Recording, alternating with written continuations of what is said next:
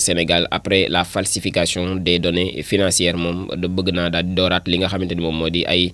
assistance am fii ci biir réewum Sénégal moom FMI pose une condition à Diomaye et Sonko waaye nag daa am ay conditions yoo xam ne lalal nañ ko Diomaye ak Sonko la résolution donc de ces erreurs de déclaration yooyu ñëwaat nañ ci bu baax a baax conformément à la politique donc du FMI ak li nga xamante ni ab condition préalable la aux discussions sur toute future assistance financière du FMI ñëwaat nañ ci bu baax a baax pàcc par pàcc ñoom Vox Populi ci seen xët bu njëkk mbirum 45 milliards yi nga xam ne doon nañ ko wax léegi ci information yi donc ak donc rebondi à l'Assemblée nationale foofee daal la mbir ya daal di mujjee waddee une commission d'enquête parlementaire la ñu daal di réclamer ñoom député yi jaaree ko ci Babacar Ndiaye mi nga xam ne député la fare ci parti bi di Pastef. Alioune Tine ci biir Vox Populi ñëwaat na aussi ni ils ont besoin d'une reconnaissance nationale ñooñu ñan la moom mooy ces jeunes et ces martyrs donc du 23 juin de 2021 ak jàpp 2024 yi nga xamante ni ñoom dañoo ñàkk seen bakkan ci donc événement yi nga xam ne jot na fee jàll ni Alioune Tine daal ne laaj na lool ñi ñu am reconnaissance nationale ñi nga xamante ni 65 jeunes lañ ñàkk seen bakkan ci manifestation yooyu le quotidien yéen a kaay moom ci marché financier international yi la daal di xëyee ak les taux se serrent donc autour du Sénégal fi ne daal mbir yi ma ngay gën a métti ci marché internationaux yi fii ci biir réewum Sénégal le crédit du pays a dépassé les 12% crédit yi dépassé na jamono ji donc 12% titre le quotidien yéen a kaay les échos yéen a kaay te ñëw na ci répression donc de manifestation entre 2021 et 2024 ak les forces de sécurité ñoom responsable dans le viseur ñëwaat na ci bu baax a baax ne daal ki ñu ci joxoon baaraamtuma moom mooy les forces de sécurité Amnesty International pour la poursuite donc de ceux qui ont fait un usage excessif et illégal de la force moom Amnesty li ñu bëgg moom mooy ñu daal di topp ñi nga xamante ni def nañ usage excessif maanaam jaay nañ doole bu baax a baax te teguñu ko ci lenn lu dul ci seen nafsu donc l'aide financière constitue un premier pas mais elle ne grandit que de tels abus ne se reproduiront pas maanaam aide internationale dina wéy di am waaye nag dinañ ko yokk ci bu yu mel nii nga xamante ni moom moo fi amoon dootu fi am foofee lay daal di wekku bu ñu sukkandikoo ba léegi ci les échos yéen kaay moom mi ngi des ci xëtum mu njëkk ba léegi ci repère statistique décembre 2024 ak le port de Dakar bi nga xam ni mi ngi delluwaat ginnaaw dangereusement sax la ko daal di titré moom les échos yéen kaay l'indépendant moom ñëw na ci Sénégal ak rapport production pétrolière Sangomar février 2025 2,59 millions de barils commercialisés lu tolloog nag 2,59 millions ci ba ay barigoog la ñu daal di jaay ci donc rapport production pétrolière Sangomar bi bu mu génnee ci février 2025 bi ba journal bi daal na ciy ñëwaat bu baax a baax moom l'indépendant quotidien source A ñëw na aussi ci entretien vérité avec Augustin Senghor bi nga xam ne moom la ñu daal di am moom mooy le patron du football sénégalais confession jamais faite am na daal ay confession yoo xam musu koo def yu mu def ak waa source A moom maître Augustin Senghor moom source A des na aussi ci allocation spéciale de retraite yoo xam nañ ko accordé par Macky Sall aux enseignants et chercheurs titulaires donc des universités journal bi sax di ci samp laaj Macky avait-il saboté ndax Macky da doon sabotéem déet moom journal bi di ci ñëwaat bu baax a baax ci xëtam mu njëkk tey mu ni nag dañoo signé benn moom Macky Sall dafa signé woon donc le décret numéro 2020-1788 du 23 septembre 2020 boo xam dafa doon créé au profit des enseignants ak chercheurs titulaires des universités une allocation spéciale de retraite imputable sur le budget général de l'État mu ni nag à cet effet le budget général de l'État devra supporter la différence entre le montant de pension bi nga xam moom moo doon représenter 80% du dernier salaire perçu et le montant donc que devrait payer effectivement le Fonds national de retraite suivant des conditions ci yooyu daal di wéeru moom journal bi di samp laaj ndax ab saboté la woon am déet moom source A critique quotidien circulé y a rien à voir moom ci fuite de gaz sur le GTA la daal di xëy ne daal nañ circulé amul dara lu ñuy xool fii noonu la ko daal di titré moom moom critique quotidien des na aussi ci gestion de l'aéroport international bu Blaise Diagne donc AIBD SA Bamba Dièye moom mu ngi renvoyé à l'école de Doudou Ka daanaka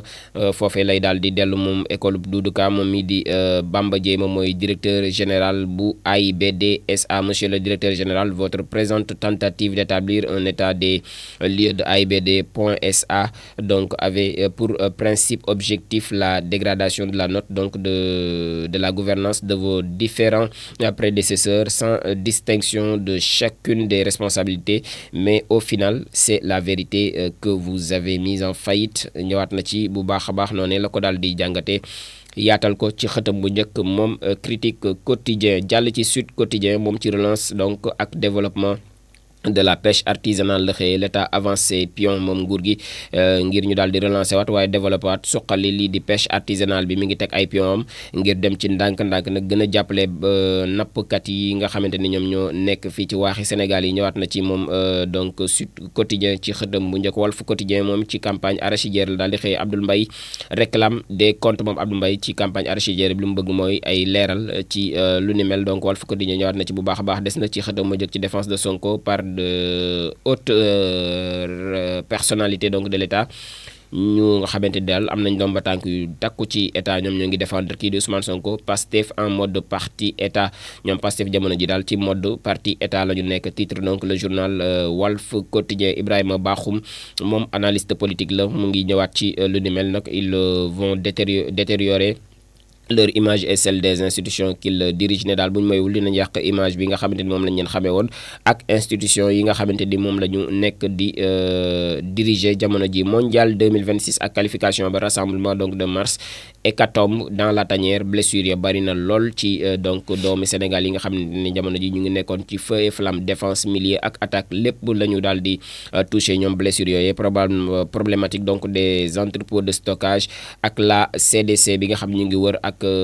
la bonne formule nag ngir daal di régler problématique boobu jëm ci wàllum entrepôt de stockage yi. l'abrogation aussi de la loi d'amnistie ak la pression bi nga xam ne ngi monté sur Diomaye ak Sonko. ñëwaat na ci bu baax a baax moom Walf Quotidien ci xëtam bu njëkk tey. Enquête Quotidien moom it ci trésor public la daal di xëyee ak sàcc goo xam ne dafa daal di am un cambriolage des interrogations. ne daal sàcc la goo xam ni mënees nañ caa samp ay laaj. trésor public bu Sénégal la ñu daal di cambriolé donc Enquête Quotidien ñëwaat ci lu ni mel moom mu ni nag ay malfaiteurs ñoom ñoo daal di ciblé les bureaux stratégiques yi nga xamante ni ñoom ñoo nekk ca direction des informatiques maanaam ca direction bi nga xam ne moom moo ñeel informatique yi fa moom la ñu daal di ciblé. ñoom syndicalistes yi ñu ngi qualifié l'incident de mineur maanaam syndicalistes yi daal ci seen ab communiqué doyadal nañ lool incident bi nga xamante ni am na fa maanaam càcc googule affirmant que les données donc financières yi nga xamante ni moom la ñu daal di sécuriser dans des serveurs protégés dañ leen a daal di sécuriser ñoom données financières yi maanaam mënee suñ ca dara. malgré aussi les assurances des experts ñu ngi souligné ni que la gravité de la faille de sécurité physique maanaam fan la sécurité ba nekkoon bi loolee di am ba noppi di woote waat ñu ngeen ñu daal di renforcer la protection aussi des bâtiments yi nga xam dañoo daal di sensible. la piste interne n'est pas écartée ndax càcc googee yomb na lool cin fëqul cin bënul jékki-jékki la fa newoon ni mes. loolee moo am foofee ca donc trésor public. l'observateur moom it dafa ñëw ci commissariat central bu Dakar. secret des auditions sur le cambriolage muy commissariat central bu Dakar ñoom ñu ngi ñëw ci secret yi audition ci sàcc ci ak sàcc goo xam ne am na aussi plusieurs cadres du trésor public yoo xam ne daañu leen déglu par la sûreté urbaine dont la directrice donc de l'information de l'informatique directrice de l'informatique ba ci la daal di bokk ci ñu war a daal di déglu. le balai aussi des éditions a commencé à 10h et c'est poursuivi jusqu'en début de soirée des questions avec des questions aussi portant sur la nature des données maanaam ci lañ fa daal di jël ak naka lañ ko daal di jëlee. l'agent bu GMI bi nga xamante ni moom mooy A Goudiaby mise en arrêt aussi de rigueur ainsi que le vigile en poste cette nuit-là JM Niakh ont également été interrogés. Mon exploitation donc des caméras de surveillance a été lancée avec le revue donc avec la revue de toutes les images captées la veille, le jour et le lendemain des faits. maanaam ñu ngi daal toppaat mbir ya bu baax a baax ndax gravité ba la donc donte ñoom syndicalistes ci seen ab communiqué doyadal nañ lool li nga xamante ni moom moo daal di am foofee ca trésor public di ak sàcc goo xam ni am na fa le 3 mars bi ñu daal di génne patrimoine bâti de l'État aussi ak cité Faye bi nga xamante ni 52 familles d'anciens ministres ak DG ñoom ñoo fa daal di nem sommé donc de quitter les villas de l'État ñoom lu ñu leen sommé daal moom mooy ñu génn kër yooyu nga xamante ni état bi moom moo ko daal di moom 6000 et 9000 tonnes par an ci biir enquête quotidien ci biir l'observateur ba léegi enquête aussi sur le marché colossal de la date bi nga xamante ni am na fi muy marché bi nga xamante ni mu ngi ñeel wàllum tàndarma jamono ji un chiffre d'affaires de 13,2 milliards de francs CFA au premier trimestre donc 2025 mu nekk tàndarma ji nga xamante ni dañoo nekk ci période am moom l'observateur mu ñëwaat ci bu baax a baax ci ak leer las quotidien la ñu daal di dem moom ci cambriolage à la direction donc de l'information ci la daal di à la direction de l'informatique ci la daal di xëy moom le trésor indemne trésor daal sàcc nañ fa waaye kenn yàqu fa dara noonu la ko daal di titré moom las quotidien des na ci renégociation aussi du contrat annoncé ak les recettes du TER en chute libre recette yu TER bi daal jamono ji ñu ngi en chute libre dañoo wàcc bu baax a baax selon las quotidien le Dakarois quotidien ci récession aussi de 14,7% de l'activité maritime en une année la daal di xëyee le port de Dakar se meurt port de Dakar daal bu ñu may wul ci nërmeelu la daal di jëm donc en décembre 2024 l'activité donc portuaire a baissé de 17,1% comparativement au mois donc précédent muy activité portuaire bi nga xamante ni dafay wàcc dafay sax wàcc weer wu nekk rek dafay gën di wàcc donc moom journal bi di Dakarois quotidien di ñu xam le ni le port de Dakar se meurt ci nërmeelu la jëm moom port bu Dakar bu ñu gaawul wut ay pexe ci moom ci ay mbiram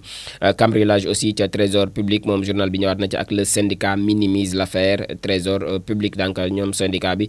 ci seen ay communiqué daal doyadal nañ lool càcc ga nga xam ne am na fa il s'agit d'un incident mineur ayant occasionné le vol de quelques matériels sans grande valeur ñoom ci seen ay communiqué mënees nañ ca lire lu ni mel ñoom syndicat bu trésor public boobu la tribune quotidien ci réduction des subventions sur l'énergie la xëyee vers une hausse donc du prix de l'électricité du carburant bu ñu mayul fa lañ daal di jëm yokkub électricité ak lii di carburant moom tribune di xëy di ñu ko xamal waaye des na ci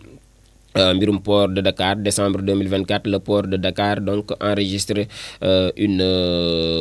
baisse inquiétante une baisse inquiétante de son activité ci décembre bi daal bu 2024 daanaka port bi ay activité am dafa wàcc lool ba sax jéggi dayoo donc loolee moom ñëwaat na ci bu baax a baax moom Tribune quotidien point actu ci contrat donc d'armement yi la daal di xëye bu tolloon ci 45 milliards de francs CFA le parlement sort de l'artillerie lourde ñoom parlement bi li ñu bëgg daal ay leeral ci contrat google nga xam ni mi ngi tolloon ci 45 milliards de francs CFA l'évidence ñëwit ci commercialisation de l'arachide Youssou Diallo déniche donc des mensonges El Diagne aussi le dément moom Youssou Diallo daal ne am na ay les waxul ca commercialisation bu gerte google waaye itam El Diagne moom mi ngi koy démentir te gën a tuuma ñëwaat na ci bu baax a baax moom journal bi di l'évidence des na ci cambriolage au trésor public aussi ak ses coïncidences bizarre daanaka am na ak tombé daal goo xam ne gu ca am tombé waral ay gaaf lu ñuy wax gu ca am gu doy waar foofee ca trésor public jamono ci ñu ngi wax rapport CENTIF ñu jekki-jekki ab cambriolage am fa ay machine dem fa machine yoo xam ne reliées au serveur selon des informations donc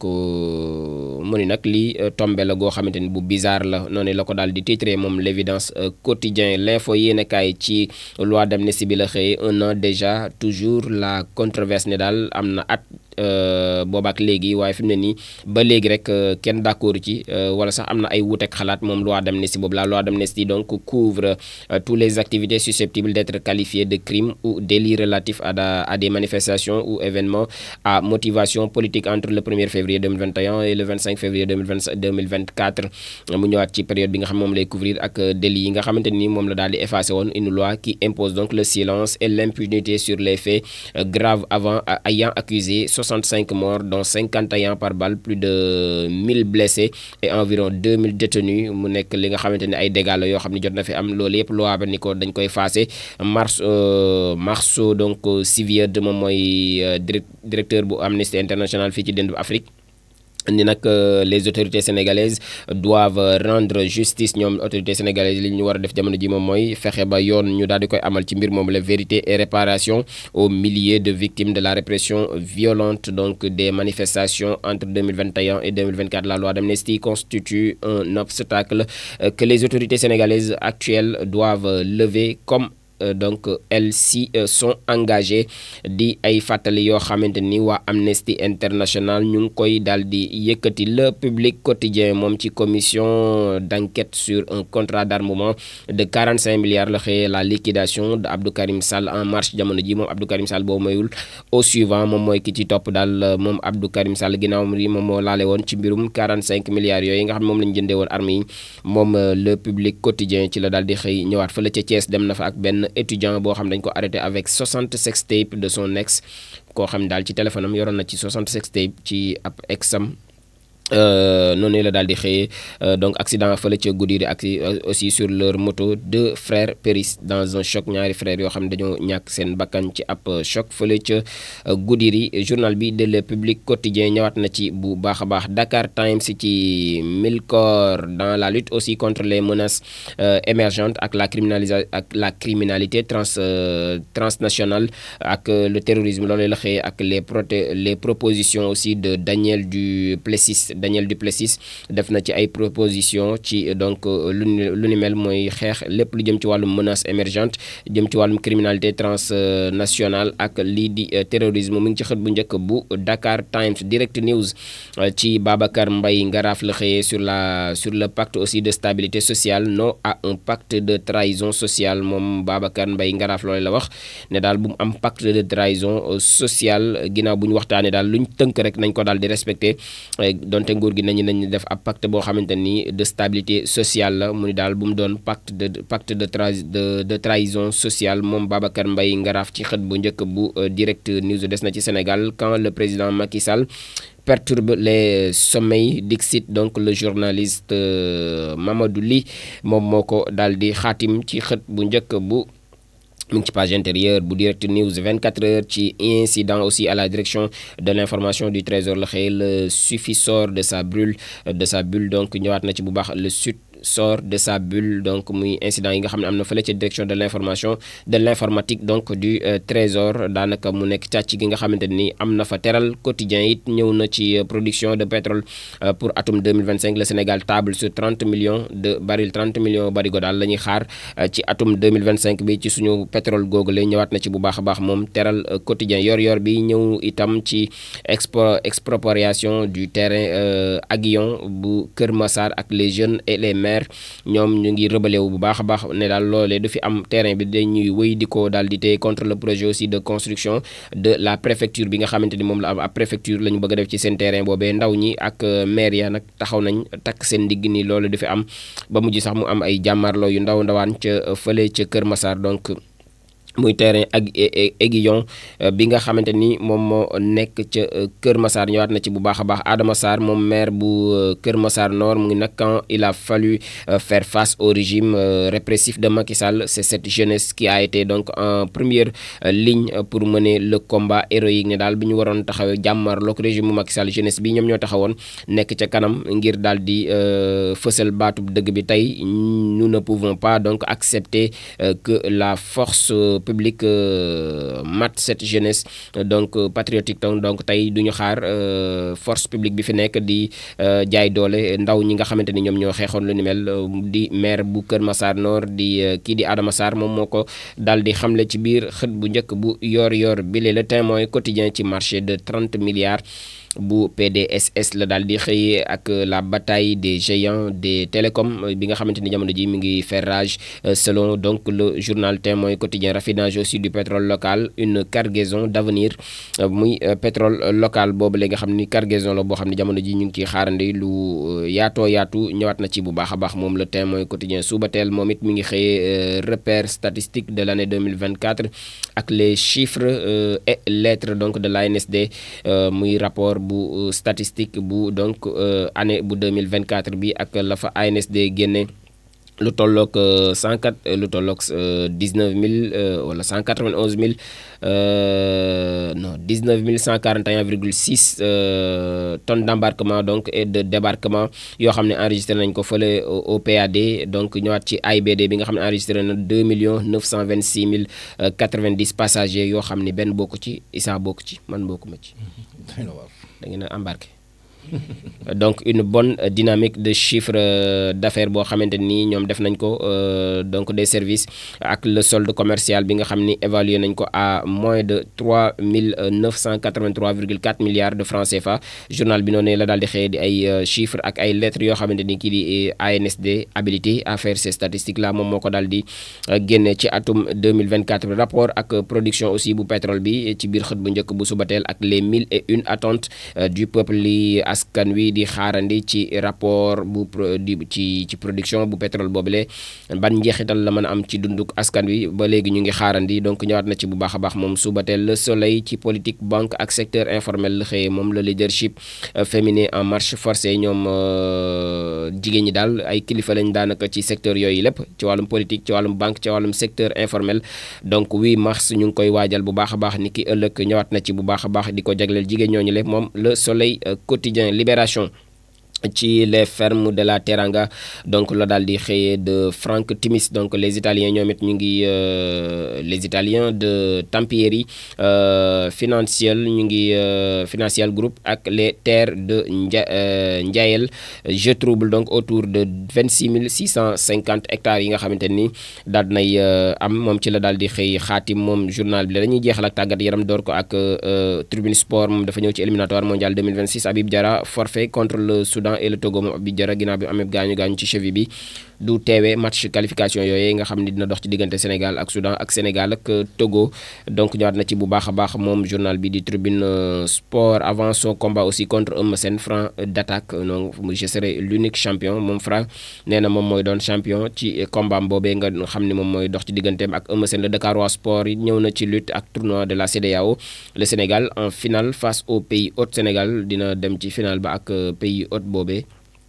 ci tournoi bu CEDEAO jëm ci wàllum lamb MMA ak UFC 121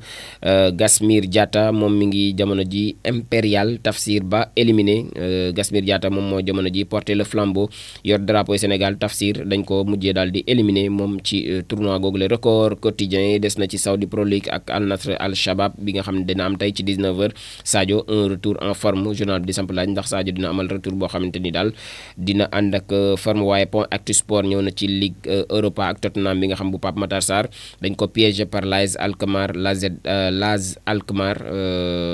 ñoom mujjewuñ fa daal di am ndam ñoom waa Tottenham googule lii daal moom moo gën a fës tey ci yéenekaay yam ak le vendredi 7 mars 2025 nekkit li nga xamante ni moom mooy jeexal seen bloc matinal bu semaine bi jaare fa rek tàggatoo bu dul tàgg